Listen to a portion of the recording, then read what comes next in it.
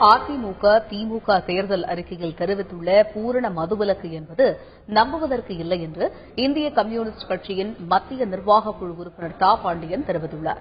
ஈரோட்டில் செய்தியாளர்களிடம் பேசிய அவர் பூரண மதுவிலக்கிற்கு தடை கொண்டு வந்தது திமுக என்றும் மதுவை அரசு கடைகளில் விற்பனை செய்தது அதிமுக என்றும் குறிப்பிட்டார்.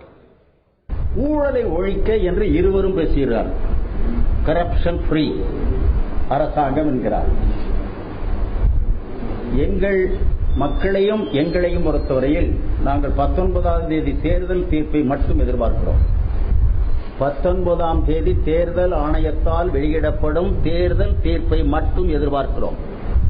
திராவிட முன்னேற்றக் கழகம், அனைத்து இந்திய அண்ணா திராவிட முன்னேற்றக் கழகம் அதற்கு பிறகும் நீதிமன்ற தீர்ப்பை எதிர்நோக்கி நிற்கிறார். அது ஏதாவது ஒரு தேதியில் வந்தாக வேண்டும்.